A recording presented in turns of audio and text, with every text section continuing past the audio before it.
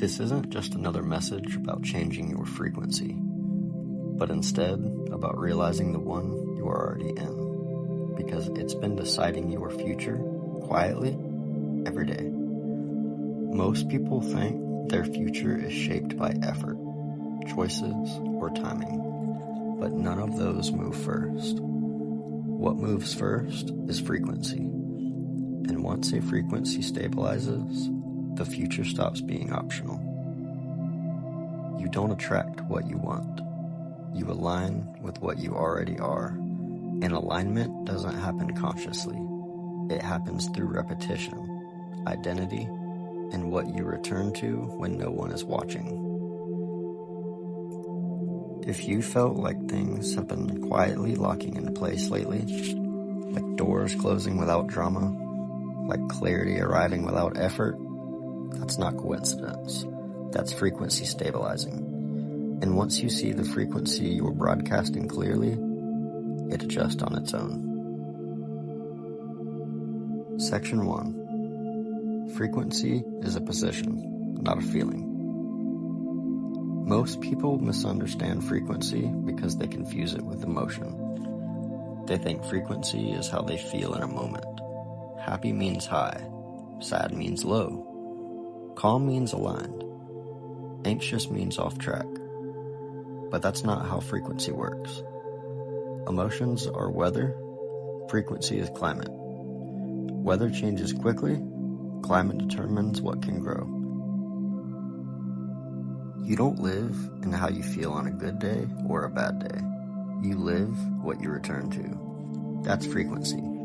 It's the internal position your body and mind settle into when nothing is demanding your attention. It's where your awareness rests when there's no urgency, no simulation, no performance. The baseline matters more than any decision you consciously make, because reality doesn't respond to what you think you're choosing. It responds to where you're standing when you choose. Two people can hear the same words. One feels threatened, the other feels clarified. Two people can experience the same loss. One collapses, the other stabilizes. Two people can pray the same prayer. One feels unheard, the other one feels answered. The difference is not intelligence, not morality, not effort, it's position. Frequency is not something you turn on. It's something you occupy. And occupation doesn't always precede outcome. This is why forcing change rarely works. People try to raise their frequency by pushing themselves into better thoughts, better habits, better beliefs. They affirm, they visualize, they repeat phrases they don't yet embody. And sometimes it helps, briefly, but eventually they snap back. Not because the tools were wrong, but because their position never changed. You can't maintain a frequency you don't yet live in. You can visit it, you can imitate it, but you can't stabilize it through willpower alone. Stability comes from identity. Not the identity that you declare, the identity you default to. Here's the part most people never slow down enough to see. Your frequency is revealed most clearly in 3 moments. When something goes wrong, when no one is watching, and when you're not trying to improve yourself. Those moments expose your true position. Do you tense or soften? Do you rush or pause? Do you collapse inward or remain present? That reaction isn't a flaw, it's information. And information, once seen clearly, begins to organize itself. This is where effort quietly gives way to alignment. Effort says, I need to become something else. Alignment says, I need to stop resisting what's already true. That doesn't mean resignation. It means honesty.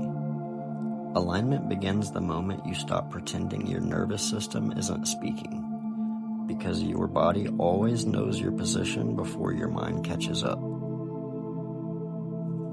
That's also why you can say all the right words and still feel internally misaligned. The words are conscious, the position is not. This is also why God is often misunderstood in this conversation. God does not respond to performance. God responds to position. Stillness carries more signal than striving ever will. You can pray from panic, or you can pray from presence. Same words, different frequency. The presence doesn't come from trying to be holy. It comes from being honest. From allowing yourself to stop managing the outcome. From standing where you actually are instead of where you think you should be. That's why surrender isn't weakness. Surrender is accuracy.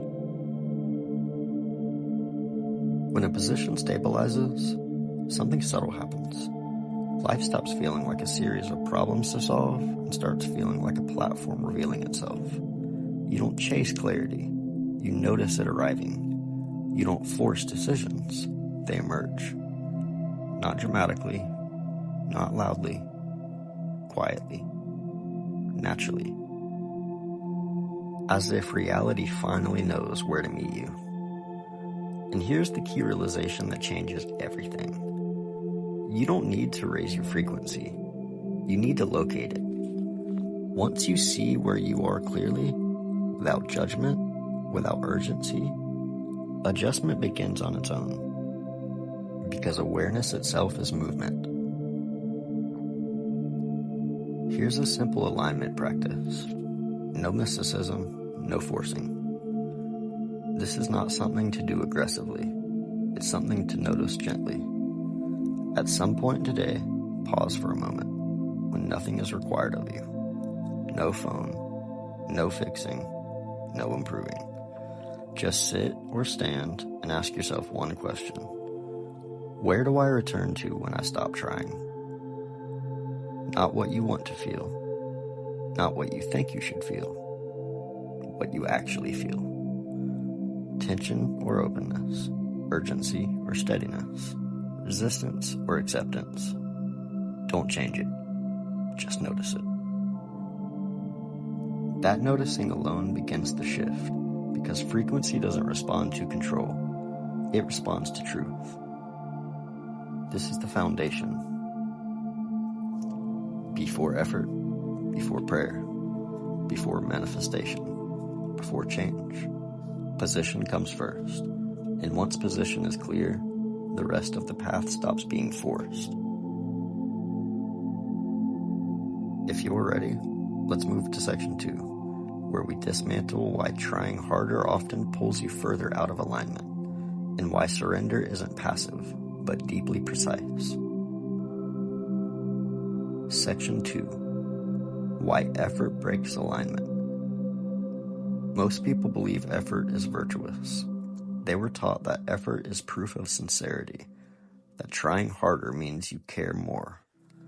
That struggle is the price of transformation, and in some areas of life, effort is necessary. But when it comes to alignment, effort often does the opposite of what people intend. Creates noise. Effort is not neutral. Effort carries a signal. And the signal effort often broadcasts is this: something is wrong with where I am. That signal alone destabilizes frequency, because the moment you treat your current position as a problem, your nervous system shifts into correction mode. Correction mode is tension-based, and tension always lowers clarity. This is why so many people feel like they are doing everything right, but still feel internally unsettled. They're working on themselves constantly, improving, fixing, optimizing, but they never actually arrive, because arrival doesn't come from effort. Arrival comes from permission. Effort assumes the future is elsewhere. Alignment assumes the future emerges from where you are now. The difference matters more than it sounds. When you are effort-driven, your attention is always slightly ahead of you. You are leaning forward internally. And when attention leans forward, presence collapses. You may look focused on the outside, but inside, you're chasing. Chasing always creates distance. This is why effort-based spirituality burns people out. They're always trying to raise something. Raise consciousness, raise vibration, raise awareness.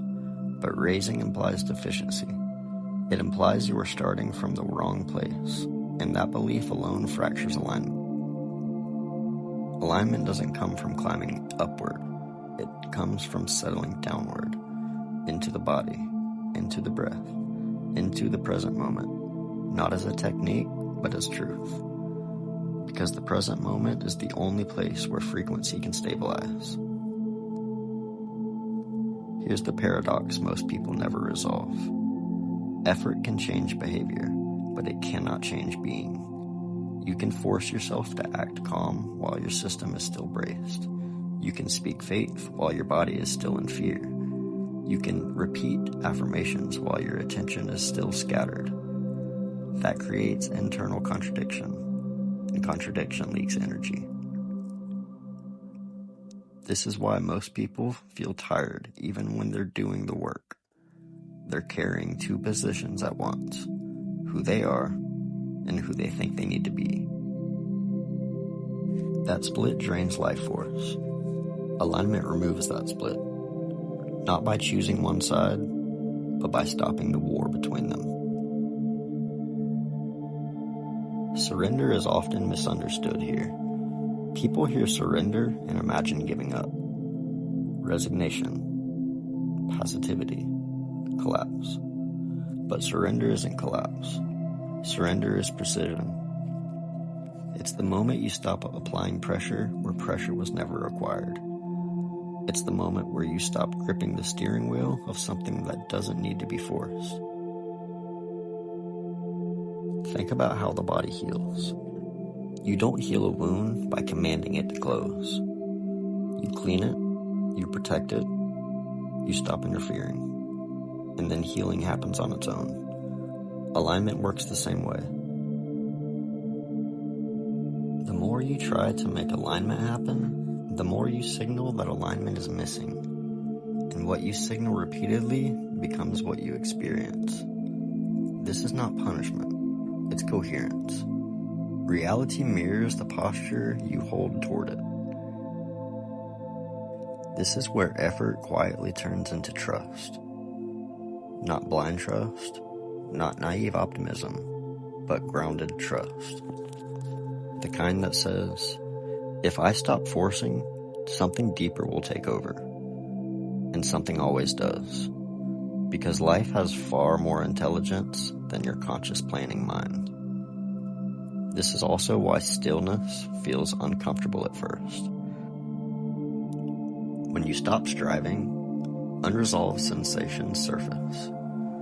Tension you've always been outrunning. Emotions you've been bypassing. Truths you've been delaying. Effort was keeping these things at bay. Stillness lets them speak, but letting them speak is how alignment begins. Here's the critical shift. You don't realize effort all at once. You release it selectively. You stop efforting at the level of being, while retaining engagement at the level of action. You still show up, you still participate. But you stop trying to manipulate the internal state you're standing in. That's the difference between action and force. Aligned action feels clean. It doesn't rush. It doesn't hesitate. It doesn't second guess itself endlessly. It arises. And when action arises from alignment, it costs less energy and produces clear results. Not because it's magical, but because it's coherent. Here's something subtle but important. Effort is loud internally. Alignment is quiet. If your inner world feels noisy, pressured, or frantic, that's not motivation. That's misalignment trying to correct itself. A grounding practice for releasing effort. This is not just a breathing technique. not a visualization. It's a posture shift. At some point today, notice when you are trying to force a feeling, decision, or outcome. When you catch it, don't stop what you're doing. Ask yourself, what am I pushing against right now? Then ask, what would happen if I softened 1%? Not stopped, not quit, softened. Let your shoulders drop slightly. Let your breath slow naturally. Let your attention settle back into your body. That tiny release is enough, because alignment doesn't require dramatic surrender. It requires accuracy. When effort loosens, position clarifies. When position clarifies, frequency stabilizes. And when frequency stabilizes, reality begins to respond differently. Not because you tried harder, but because you finally stopped getting in the way. This is the transition point. In the next section, we'll go somewhere most people avoid. Why prayer works powerfully for some and feels empty or repetitive for others. Not because God is inconsistent, but because position always speaks louder than words. So if you're ready, we'll move into section 3. Why prayer works for some and feels empty for others. Most people have asked this question quietly at some point in their lives. Why does prayer feel powerful for some people and ineffective or even hollow for others? Why do two people speak the same words, ask for the same things, and walk away with completely different experiences? Some feel peace immediately. Some feel clarity. Some feel guided. Others feel like they're talking into silence. And over time, that silence can harden into doubt. But the difference is not belief. It's not righteousness. It's not being chosen or rejected. The difference is position. Prayer is not a request system. It's not a transaction. It's not a persuasion. It's not a performance. Prayer is alignment. And alignment always precedes response. Most people approach prayer from the same posture they approach life. From tension, from urgency, from fear of outcome. They pray while trying to stay in control of what happens next. They pray while bracing internally, while rehearsing worst-case scenarios, while hoping words will override anxiety. But prayer spoken from tension carries tension, and tension is a frequency. This is why prayer can sometimes intensify fear instead of relieving it.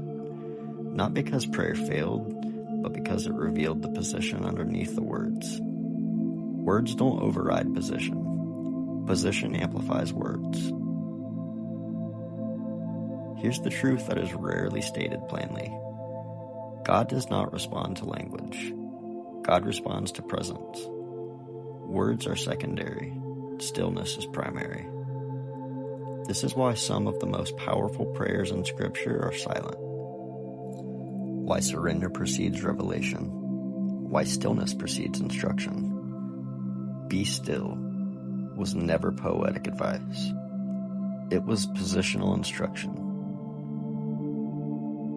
When someone prays from stillness, they are not trying to get God's attention. They are already attentive, and attention is the doorway. Most people think prayer is about speaking, but prayer is actually about listening without resistance. Listening not for an answer, but for alignment. Because alignment is the answer. This is why prayer feels different depending on your internal state. When your nervous system is activated, prayer feels strained. When your nervous system is settled, prayer feels natural. Not because God moved closer, but because you stopped pulling away internally. Here's something most people never consider. You can pray faithfully and still be misaligned. Faith doesn't eliminate fear automatically. Faith doesn't bypass the body. If your system is braced, prayer happens on top of that brace. And whatever you do on top of tension inherits its signal. This is why some prayer feels desperate. They're spoken from a place of contraction, from a belief that something is missing, wrong, or about to be lost. That posture isn't sinful, it's human, but it's not aligned. Aligned prayer feels different. It doesn't rush, it doesn't beg, it doesn't convince, it rests. Think about the difference between speaking to someone while panicked versus speaking to them while grounded. Same words, different signal. One feels chaotic, the other feels clear. God responds to clarity. This is also why gratitude often precedes answered prayer. Not because gratitude earns favor, but because gratitude shifts position.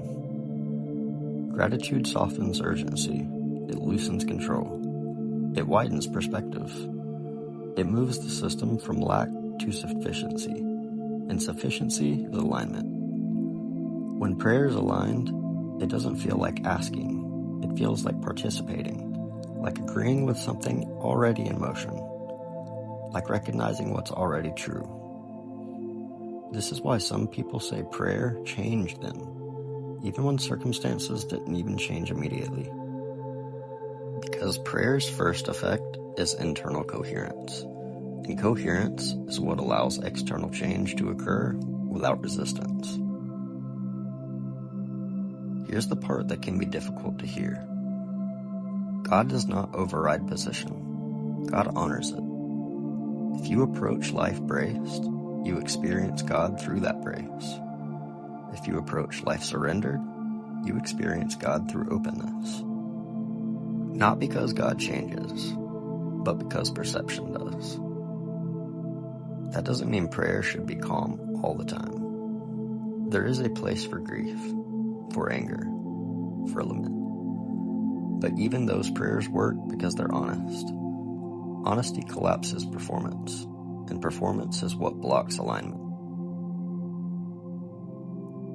True prayer is not polished, it is accurate. This is why silence is often more powerful than speech. In silence, there's nothing to perform, nothing to defend, nothing to prove, just presence. And presence is where guidance emerges, not as a voice shouting instructions, but as a quiet knowing, a clarity that wasn't forced, a direction that doesn't argue with you. Here's the key realization. Prayer doesn't change reality directly. Prayer changes position, and position changes how reality unfolds. A simple prayer alignment practice. This is not a script. It's a posture. At some point today, don't start prayer with words. Start with stillness. Sit or stand quietly for a moment. Notice where your body feels tense. Don't correct it. Don't analyze it. Just notice it. Then say, either out loud or internally, I'm here. Nothing else. Let that be enough. If words come naturally after that, let them come. If they don't, stay silent. That silence is not absence, it's alignment. When prayer moves from effort to presence, from performance to position, it stops feeling like something you do and starts feeling like somewhere you stand. In the next section, we move into something even more subtle. The moment when identity stabilizes, repetition becomes destiny, and the future quietly locks into place, often long before people even realize it. As long as you're ready for this, we move to section 4. The moment the future quietly locks into place. Most people believe their future is decided by big moments, major decisions, breakthroughs, failures, opportunities. But all of those are visible confirmations. The future actually locks into place much earlier, in moments so small they barely even register. Not when you decide, but when you stop questioning. There is a subtle shift that happens in every life, a point where something stops feeling temporary and starts feeling normal. Not because it's good, not because it's right, but because it's familiar. And familiarity is powerful. Most destinies are not chosen. They are accepted through repetition. A thought repeated often enough becomes an assumption. An assumption repeated often enough becomes identity. An identity repeated often enough becomes behavior. And behavior repeated long enough becomes fate. This is why people wake up one day and feel trapped, without remembering when the door closed. Because it didn't slam, it narrowed. Slowly, quietly. The locking moment is not dramatic. It sounds like, this is just how things are. This is how I am. This is always what is going to happen. This is realistic. Those statements feel natural, but they're not. They're final. Reality responds strongly to what you stop examining, not what you believe loudly, but what you believe silently and repeatedly. Here's something most people never notice. You didn't repeat what you chose. You repeat what feels true. And what feels true is dictated by identity.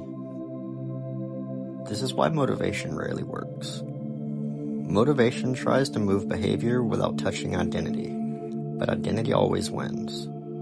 Always. When someone says, I'm not just disciplined, they're not describing behavior. They're describing a settled identity. When someone says, this always happens to me, they're not predicting. They're just remembering forward. The future locks in when repetition becomes unconscious. When you stop noticing the loop, when reaction becomes reflex. Here's the most unsettling part. Most people don't live into the future they want. They live into the future they've rehearsed emotionally, over and over. Think about how often the same internal conversations replay. The same fears, the same explanations, the same defenses. Those are not harmless. They are rehearsals. Reality is not waiting for a decision. It's responding to rehearsal. This is why change feels difficult even when the clarity exists. Because clarity does not undo conditioning. Only interruption does. The locking point isn't when something bad happens. It's when you decide it means something about who you are. That's the moment identity absorbs experience. And identity is what reality negotiates with. This is why two people can experience the same setback and walk away with opposite futures. One says, this was information. The other says, this confirms what I feared. Same event, different lock-in. Here's the key insight. The future locks in through agreement, not force. Reality doesn't overpower you. It cooperates with what you accept as true. This is also why awareness is disruptive. The moment a pattern becomes visible, it loses some of its grip. Not all of it, but enough.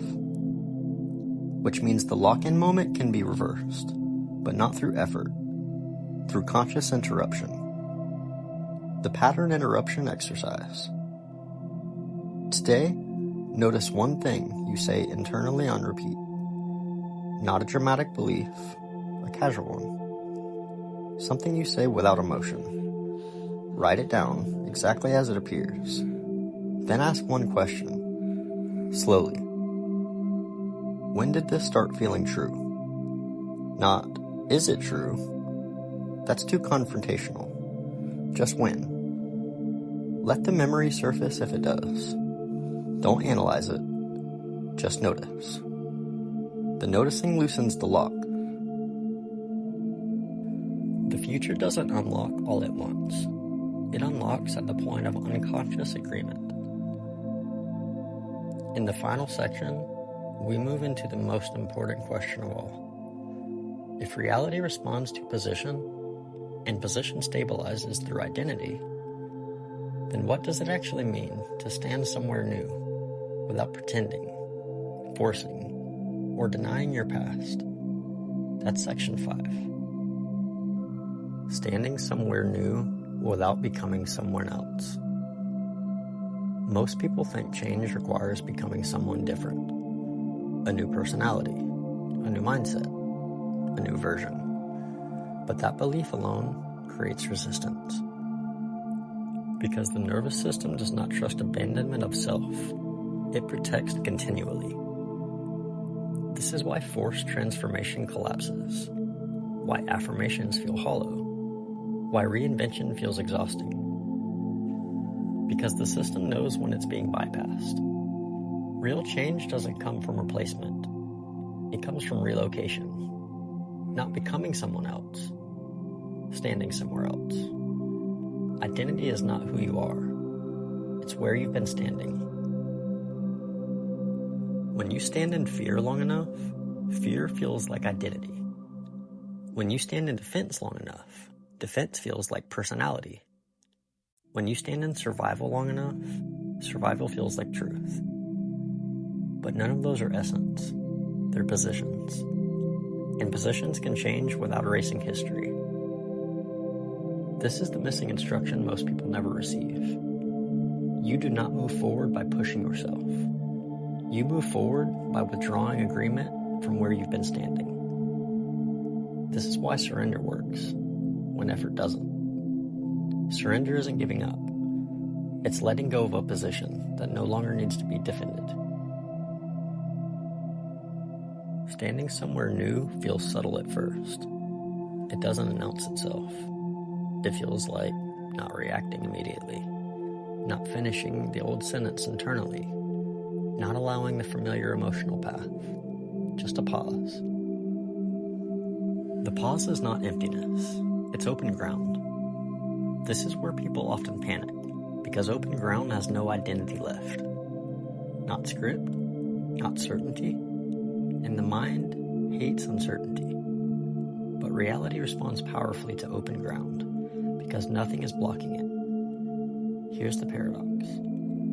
The moment you stop trying to change your life, it's often the moment it begins to change. Because effort was the position maintaining resistance. Standing somewhere new does not require confidence. It requires availability. Availability to respond instead of reacting. Availability to listen instead of assuming. Availability to move without rehearsal. This is why presence keeps coming up. Presence is not spiritual language. It's positional accuracy. When you are present, you are not leaning on the past or pulling on the future. You are standing where response is possible. And from that position, reality behaves differently. Opportunities appear without force. Clarity arises without pressure. Next step feels obvious instead of overwhelming. Not because life became easier, but because you stopped standing in its way. The standing practice. At some point today, when something triggers you, just pause. Just one breath longer than usual. Then ask yourself silently, where am I standing right now? Not emotionally, positionally. Are you braced?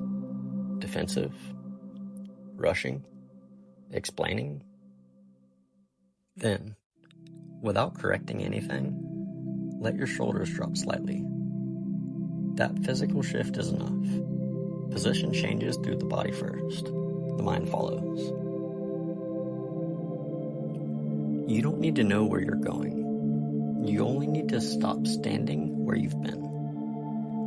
This entire series was never about reality. It was about relationship. Where you stand determines how reality responds, and that position is always available to shift. Now, without effort, without force, without becoming someone you're not. Stay here for a moment, not to think about what you just heard, but to notice what isn't moving as much as it was before. You don't need to do anything with this. Nothing needs to be applied. Nothing needs to be understood more clearly. If something shifted, it already knows where to settle. Clarity rarely arises as a feeling. Most of the time, it arrives as less noise, less urgency, less pressure to fix or define. What matters isn't what you take from this. It's where you're standing now, without trying to stand anywhere at all. If old thoughts return later, or familiar reactions try to pull you back, don't correct them. Just notice the position they're asking you to stand in. That awareness changes the relationship automatically. You don't have to hold alignment. Alignment holds when resistance isn't fed. Let this integrate the way breath integrates. Quietly, without supervision. And when you move on from this moment, don't rush to explain it to yourself. Just move from here. You'll notice the difference later. When you're ready, I'll be here.